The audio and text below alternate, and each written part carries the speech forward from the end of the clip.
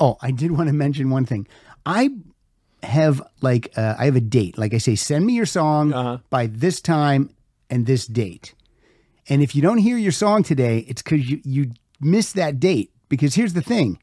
I start to put the playlist together after that, after deadline. It's a deadline. After that deadline, I start to put the list together. And so if it comes afterwards, it's too late.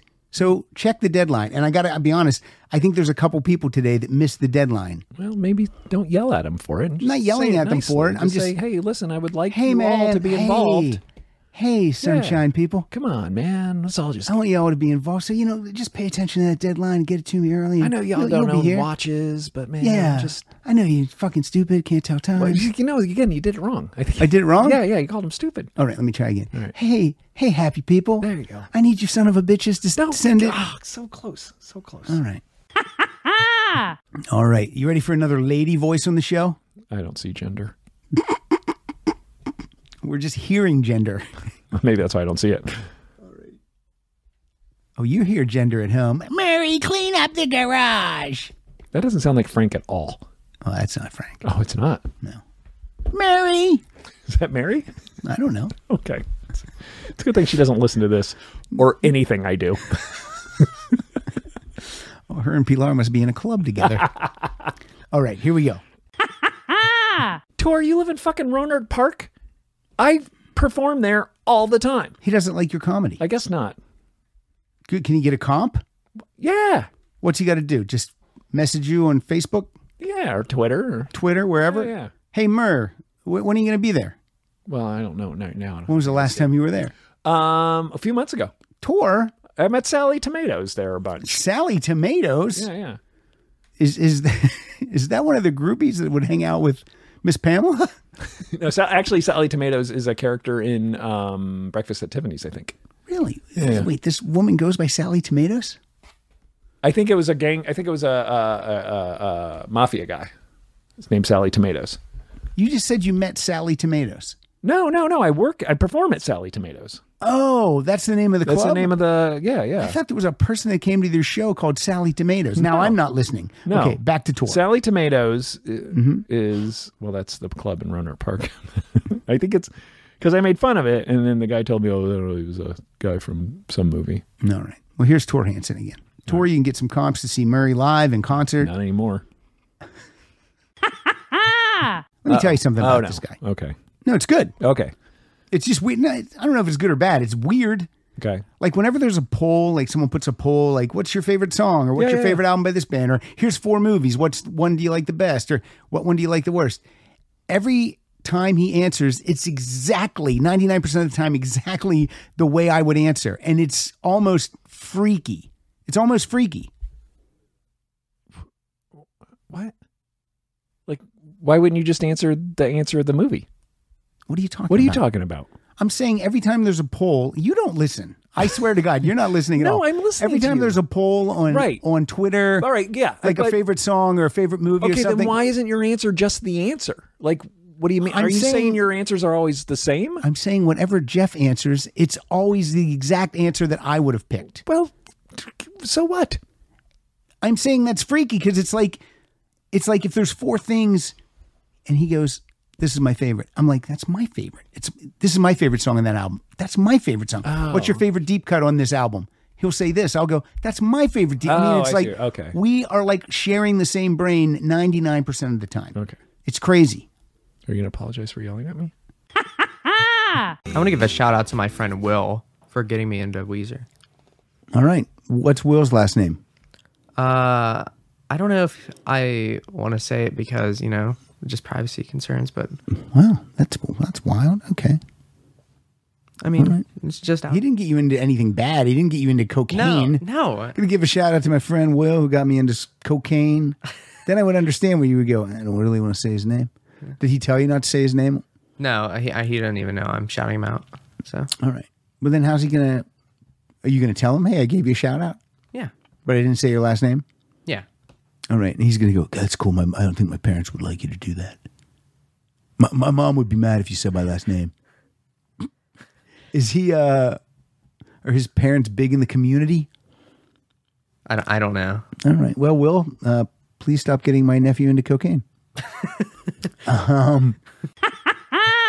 Okay, Tori Tinkles. Here's what she says. I assume that's a lady. Oh, it seems like it's a long one. Oh, it is. Wow, it's a really long one. Okay. 3 out of 5 stars. Oh, boy. The bad, the ugly, and the good.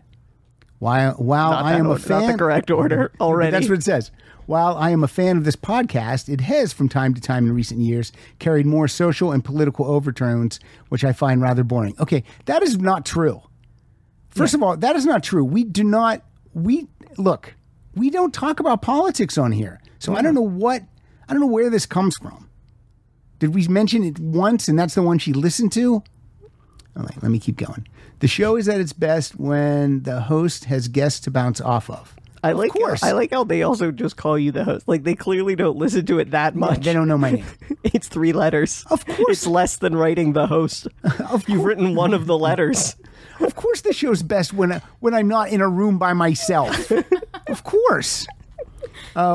When he flies solo, it is a bit of a struggle to listen. Yeah, it's fucking hard when I fly solo.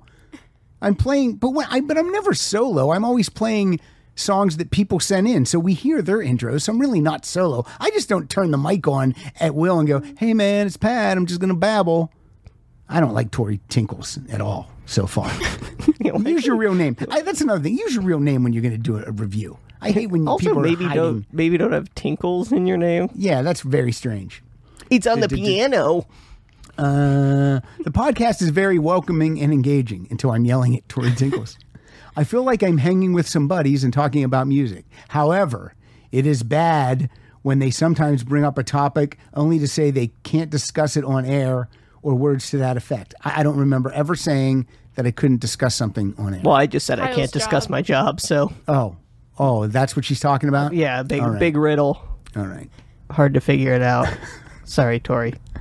I went to the urologist last week. I do not want to discuss it. I wrote some results down here if you want to take a look at those. She says edit that stuff out. Okay, you don't really listen to the show because I always say we don't edit it. Well, I'm not editing anything out. Just hit the fast forward button or listen to literally anything else. Go somewhere else. Go sit in your car and listen to silence. Some time ago, the host was also able to buy a new laptop because of the financial support of his listeners, yet chastised this same audience for recording intros which were too long during a listener-supported show, which I thought wasn't too cool. Okay. The comedy podcast for all things music, both new and classic. Those people know that I'm joking when I'm making fun of their long intros. Come on. And that laptop thing, that was about 2 years ago now. All right? Yeah. And that's ridiculous. Okay, this review is ridiculous. I opened up a whole can of worms. No, it's fun because this is from 2 days ago. This is on my anniversary. Is it? Did Pilar write this? Pilar might have written this. We're not allowed to talk about it. Overall, though, the host and co-host are very engaging, entertaining, and personal. They are very knowledgeable about their subjects without taking themselves too seriously and coming off like a bunch of blowhards. Yeah, this isn't music theory. That's not what we do here. So angry. Wait till I talk about song 3's C major shift. I'll keep giving it a shot each week for sure. Okay, this is a casual listener that felt like they just wanted to jump in and say some words. 3 out of 5. Jesus Christ. Imagine you're living your life just in averages. I'm telling you. Okay. I got to tell you this. Yesterday, Kaio and I were talking about just the small talk that stupid neighbors make. And my example is like when someone's washing their car and you yell over and go, "Hey, I'll bring mine over next." So we talked about that. Was it yesterday morning? Yes. Okay. Then I was out hosing down the car and wiping the windows off. I'm not going to. The neighbor's lovely. I love her. But that's what she yelled over to me. No. She yelled over, "Hey, Pat, I'll bring mine over next." Did you say, "I'll kill you"? I said, "Fuck you." You immediately put up a for sale sign in the yard. I brought my cowbell down and I hit it for an hour straight. But I was just like, "No, don't do it. I just made this joke this morning." What was the one you came up with? I can't remember. Hey, there's been a lot of mail lately, hasn't there? Like, just like not like, don't talk Or like to me. on Trick or Treat, a guy brings his kids over and you're giving out candy and you don't have a costume on, and they go, "Love your costume, Kyle." Hey, I see there's someone else dressed as a dad.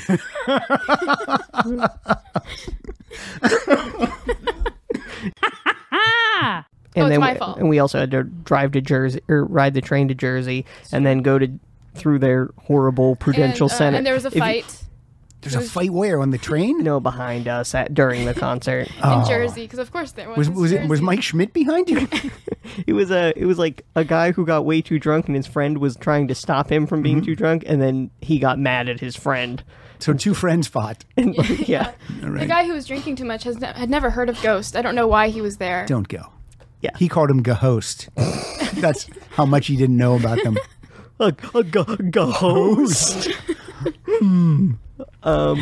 Heavens to Murgatroyd. Yeah, It's Gahost. Oh, I have a not recommendation. If you're in Jersey, don't see anything at the Prudential Center. It's a pain in the ass. Don't go to Jersey. That's a blanket statement, Kyle. You don't want to say that. Just don't go to the Prudential Center. All right. Also, don't go to Jersey. Wow. I want to know why in her pocket she had some used condoms. Yeah, I've never really understood that either. Once I finally figured out what a Trojan was, why would it be? Why would you hold on to it? It's not a collectible. No, it's you not can't collectible. store them on the ground. Yeah. Well, that's true. Maybe she's environmentally friendly, Tony. Yeah. You should, you know. They have seagulls in Minnesota that could have choked on one or something. Look, this chick gets around. She should have a Ziploc bag with her to keep these in. Well, that's true, right? If you're carrying them around, you think you'd have something to carry them in. Yeah. I wonder if her name's Betty Lou. It all comes around. There's a callback. It all comes around. Callback. Man, we are kind of cooking through this pretty good.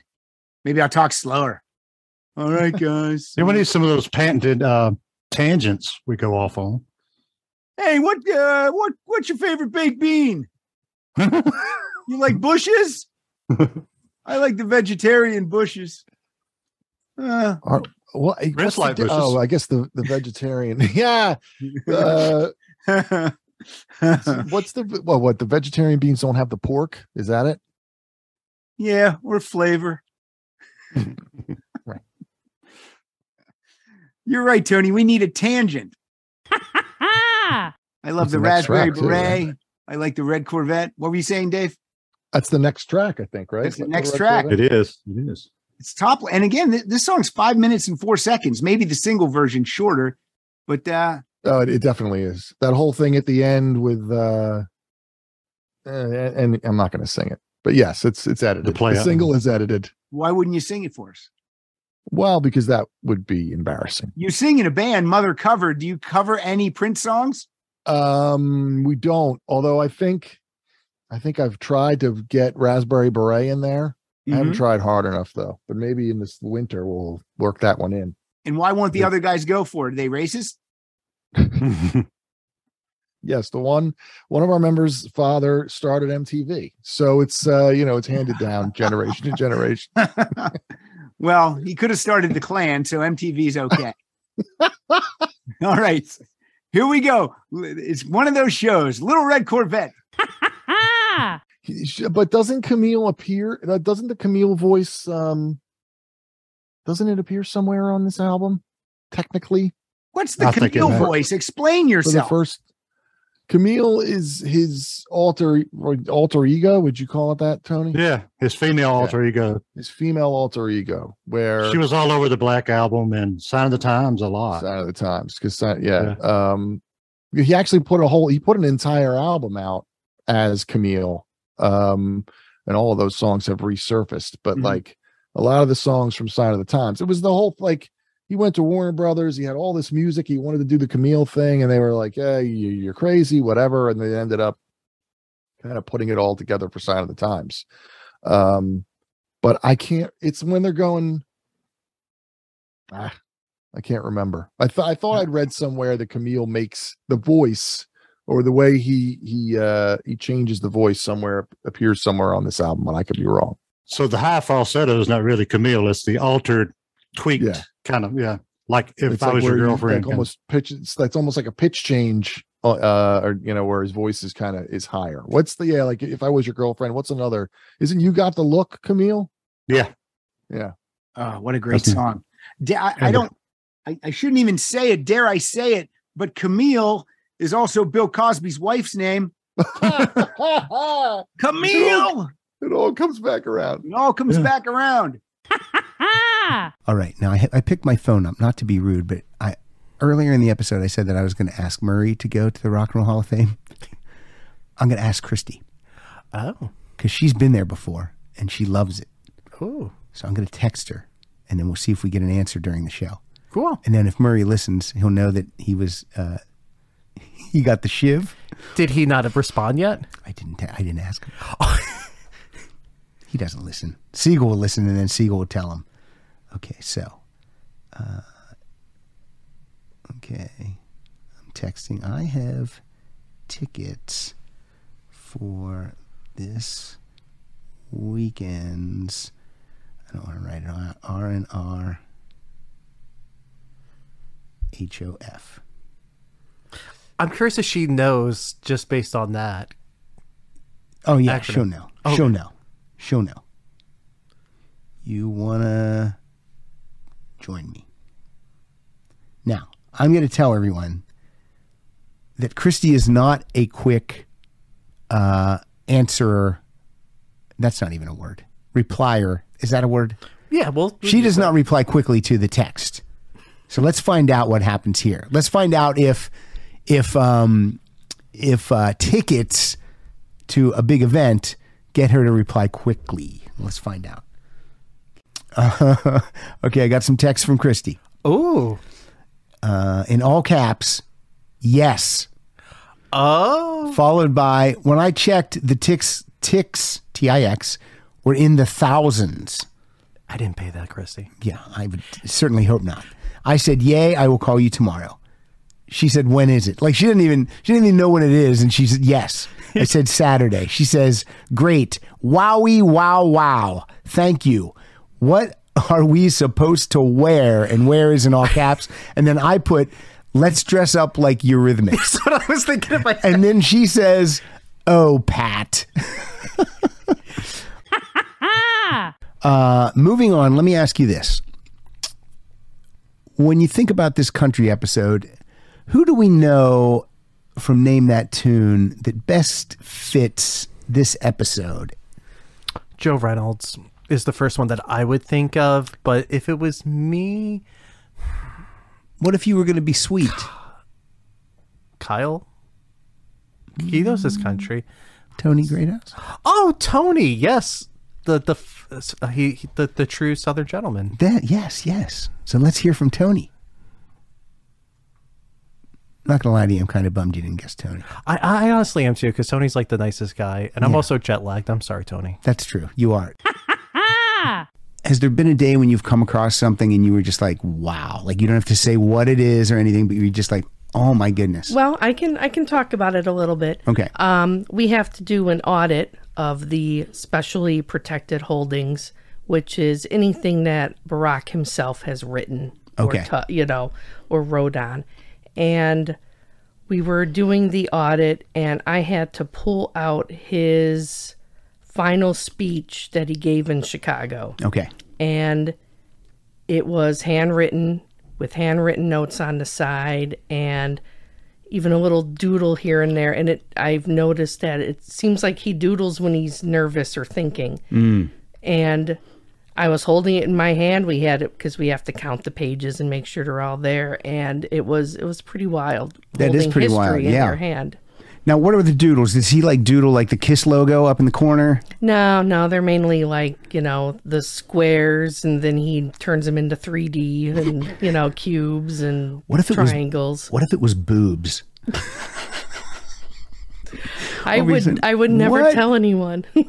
And then he writes the name Barack Boobama. That would be hysterical. Okay, that never happened, guys. I just made that up for nonsense. It's never happened. Never happened. I have never seen a boob at the library. You're looking at one right now. Yeah. Across the table from you. Big boob. Whenever I get Mike and I in somewhere for free, we always go, imagine like how much free stuff like a real celebrity gets. Yeah. Like the people that don't need anything free. Like a George Clooney could go anywhere free. He could call Bono and then go see U2 in the front row with no problem. Yeah. And they're not the ones that need it. No. Nor will they enjoy the front row as much as a super fan would. Exactly. My how do I start a sentence? Ezra was friends with this girl in high school, and I had to go pick Ezra up at the girl's house. And the mom is in the kitchen, and she had all this Rolling Stones stuff from the concert from the night before, like a program, a T-shirt, and all this stuff. And I said, did you go to the Rolling Stones last night? She said, yes. Now, this was the show when me, Mike, and Murray went down to the Staples Center and tried to get tickets day of show. And the only thing we could find were like tickets for $600. Yes. And those two debated it, and I was like, I'm going home. I can't. I go, 200 is my cap. Yeah. I go, and I don't even know if I approve that with my wife. I'm just saying that's probably my cap. So we didn't get in. So this mom and her husband went. They were in the front row. And I think that cost like something like $1,500 a ticket. That's insane. And as I talked to her, she's not really even a Rolling Stones fan. Like, she's like, I didn't know all the songs. I'm like, you didn't know all the fucking songs? What are you doing in the front row? It was just like, and her husband works in the industry. He's, you know, he has a bigwig behind the camera job. I won't say names. But I was just like, what? That's not the person who should be. It's not fair. In the front row at the Rolling Stones. But also, lyrically, another one was you taped our sexy conversations and you sold them to the BBC. How dare you? How dare you? How dare you? And It was originally called Heart of Nixon. but all of a sudden we're in England. Yeah, I know. Why? BBC One. That must have been pointed at a girl he was actually dating. Maybe she actually did that. Yeah. Hello, I have some tape of Paul Stanley. He said titty bar. I'd rather be kissing her than kissing Jer. Whoa! Everybody! All right. Hashtag it. That was good. That was that. So we're gonna write a kiss song about Watergate, and we're gonna write a kiss song about All In. Don't let Gene hear that. Gene will steal it. Open the floodgates, because it's Watergate. Chrissy Stratton and her husband Gary and me and Pilar, we went out for dinner with Elliot Easton and his wife Jill. Oh, you haven't told this story before. No. I've heard it. You've heard it. You've not told this on because the show. He's never going to find. First of all, he told at that dinner he was fucking cranky that night. It was not like Christy wanted to go to this dinner, and I just told her, I go, it's not going to be like what you think it's going to be. It's not going to be. So we did all the normal stuff you do in a couple's dinner with people that you don't really know well. Right. We heard the story about how they first met. We heard, all those kind of stories. And then it started to pivot into some music talk. And Elliot Easton said Queen sucks. And he said Brian May's sucks. He singled out Brian May as sucking in addition to Queen sucking. Yes. And all I can imagine is the reason he would say that is because when the Cars worked with Roy Thomas Baker, maybe Roy Thomas Baker was always talking about how great Brian May's tone was and how great his guitar playing was. And that probably rubbed Elliot Easton the wrong way. That's what I think. But I was like, how can you say Queen sucks? It's Even if you don't like them, like you have to understand. It's nonsense. It's like something he was in a fucking horrible mood at that dinner. Because then at one point we keep talking about music and I asked him a question about something and he said, "What's with all this fanboy shit?" With the understanding that he's sort of the guest of honor at this meet, not officially, but like he knows that he's going to be the focal point of this conversation. Yeah, and they had already been announced that they were going to be inducted into the Rock and Roll Hall of Fame. So this was kind of like Christy wanted to take them out as like a congratulations for that, right. and also as a as a thank you again for doing the podcast with us, you know. So this was Christy's idea. She wanted to do it. And I'm like, yeah, I'll go. Yeah, we'll go. Fun. But it broke bad when he said, what's with all this fanboy shit? Because if anyone knows me, that would set me off. So right. That would piss me off. That pissed me off. And it did piss me off. And as soon as he said it, Pilar under the table puts her hand on my leg and like squeezes like, don't do it. Just let it go. Let it go. And I said, I go, what do you mean, Elliot? I go, we're talking about music. It's not fanboy shit. We've been talking about music. I just asked a general question. I don't even remember what the question was. And then he got up and went outside to have a smoke. So now it's very awkward because the wife, this must be old hat for the wife because she doesn't even like say like anything. We just continue to talk like it didn't happen. And I'm sitting there fucking pissed off. I'm stewing. Like I want to get up and go outside and have a little bit of a chat. Right. You know, but I don't. So he comes back and doesn't really apologize, but just kind of like, oh, you know, I mean, I'm a little cranky, I'm in a mood or whatever. So, you know, dinner's basically ruined now. Right. So we eat. I don't think dessert or coffee happened. And then everyone leaves. Oh, hey, this was fun, blah, blah. Was it? Was it fun? And then we get in the car. And as soon as I get in the car, my phone rings immediately and it's Christy. And Christy's like, wow. She goes, I just wanted to call to say, you didn't say anything wrong. And I go, oh, you don't need to tell me that. Not this time, Pat. Not this time, Pat. You were in the clear. And then later that night, like around midnight, he sent Christy and I a group Facebook message and apologized, which was nice. For insulting Brian May? For just being that way at a dinner, being a jerk. And Christy was like, you know, she was like responded like, oh, no worries, blah, blah, blah, blah, blah. And I don't think I responded at all. You should have sent like a Brian May GIF. Oh my God, how funny would that have been? But yeah, kind of. Insult guitar god Brian May. No, come on. It's nonsense. So yesterday I did some trimming of one of the city trees out front that was just so overgrown. I borrowed a big trimmer thing from the neighbor and I just cut down all these limbs that were hanging down. All right, as an apartment dweller. Hi. What is a city tree?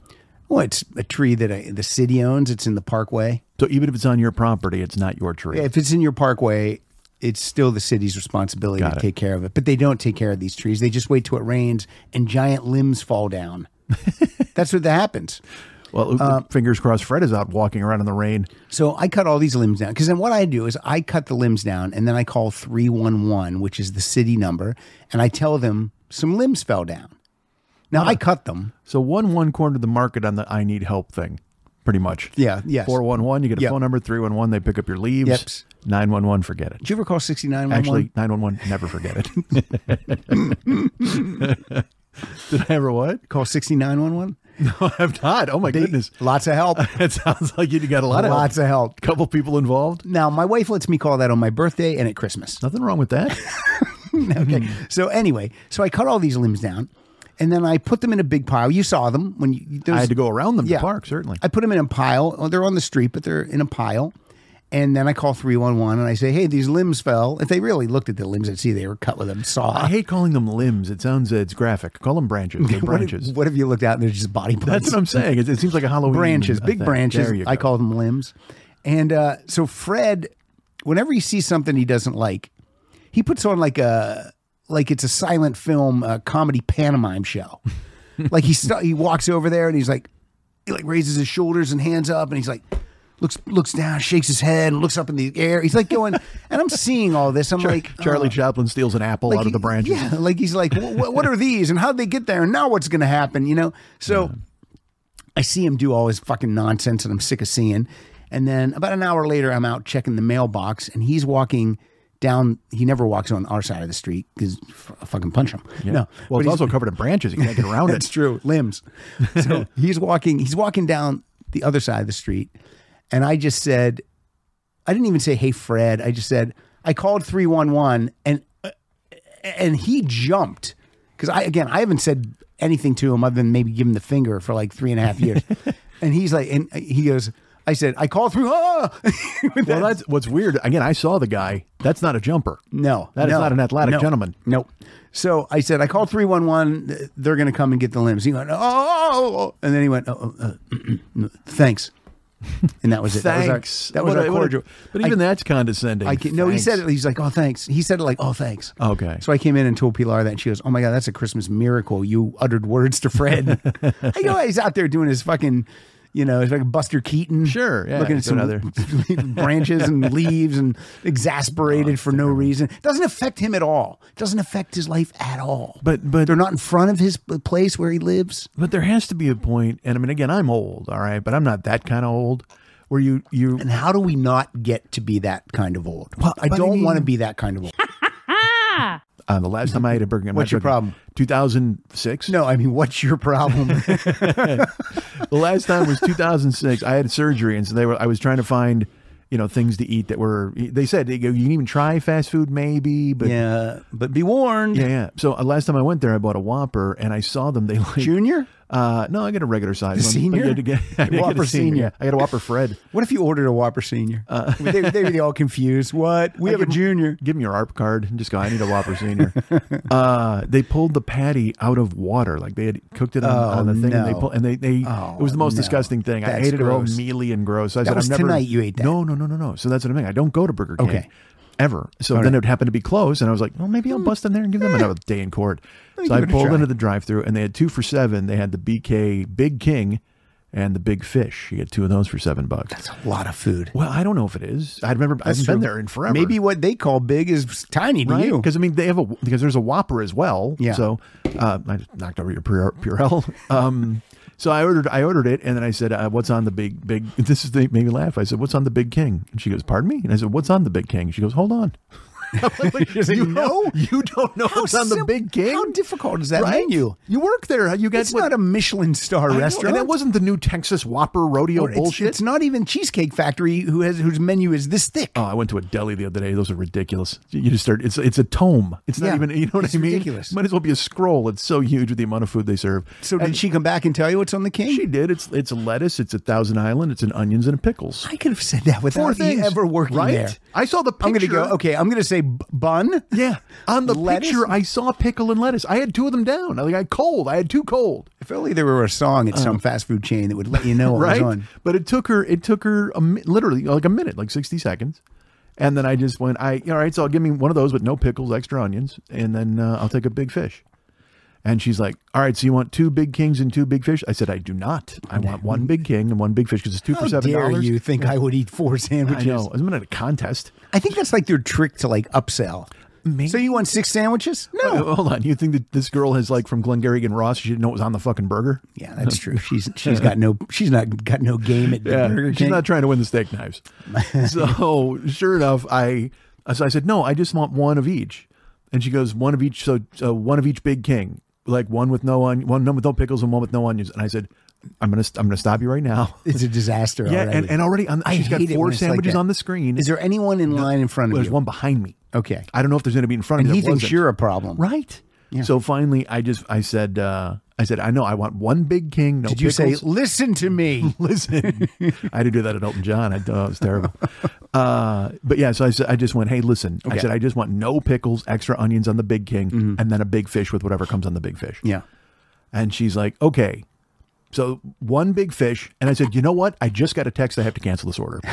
Did you say that? Yeah. And she goes, what? I go, I'm fine. I go, I'm good. And I pulled her around. And then there's a guy at the window there, and he's haggling with her too over a Coke. And then he sends 1 Coke back. You can't drive by that guy. You got to wait. Well, now I think that the place is being robbed, and she's posing as an employee. I mean, because she can't be this incompetent, right? Hey, you're going to go take care of the window while I clean out the safe. Was she wearing a stocking on her face? She had the whole bit with the fucking earpiece, and it wasn't plugged in. The wires just hanging. Right. The guy. So he hands his Coke back. She gives him another Coke, and she asks him a question. And you can see him animatedly, like kind of putting his hand out the window. And then it shouldn't be that difficult. No, and again, look, I understand. Everybody's got to have a job. It's ridiculous. Yeah, right. And also they're having trouble staffing. We see that in every fucking sign you look at. And I don't want to get mad at somebody. Now hiring. I don't want to see mad. I'm not mad at her per se. It just, but at a certain level, it costs the diminishing returns. I don't need your sandwich, you know, Right. and so get me the fuck out. And so I did. I pulled up to the window and she's like, okay, so you had a big, I go, look, I have to cancel this order. You're very nice. And she's like, okay, sir. And she could not have been more thrilled to hear that. I drove off. I feel bad because I feel you wasted this story on my podcast when you would this could have started your podcast. No, I tell enough stories like this. I've literally had a bunch of these in the past 2 months.